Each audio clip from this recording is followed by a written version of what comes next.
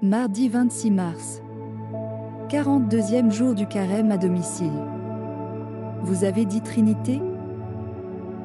Mon Père est toujours à l'œuvre, et moi aussi, je suis à l'œuvre.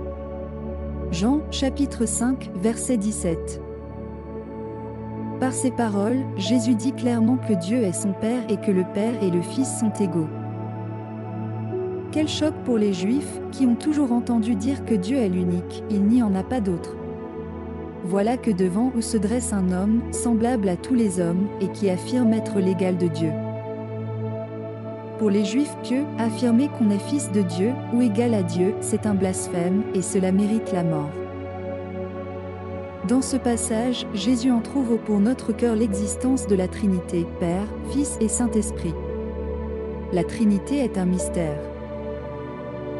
Est-ce à dire que le mystère est un trou noir auquel on ne peut rien comprendre? Non. Le mystère est une réalité si lumineuse que nous sommes aveuglés par sa lumière. Alors, ne peut-on rien savoir du mystère de la Trinité?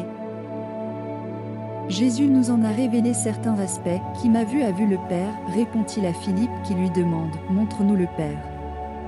Jean, chapitre 14, versets 8 et 9. Jésus a souvent expliqué l'égalité entre le Père et le Fils, tous deux ne sont qu'un. Quand l'heure de la Passion approche, Jésus annonce à ses disciples qu'il leur enverra un consolateur. Et le jour où le consolateur descend sur les apôtres, à la Pentecôte, cela ne passe pas inaperçu, c'est un grand et heureux bouleversement, lire le 2e chapitre des Actes des Apôtres. Voilà donc une troisième personne. Oui, l'Esprit Saint est égal au Père et au Fils. Comment est-ce possible que trois personnes ne fassent qu'un seul Dieu? De toute éternité, le Père aime le Fils et le Fils aime le Père et cet amour est l'Esprit Saint, ce triangle d'amour, c'est Dieu, Dieu l'unique. On n'appréhende pas Dieu avec la tête mais avec le cœur. Néanmoins, la Trinité demeure un mystère. Prière. Seigneur, notre Dieu, tu es grand, tu es beau. Amen.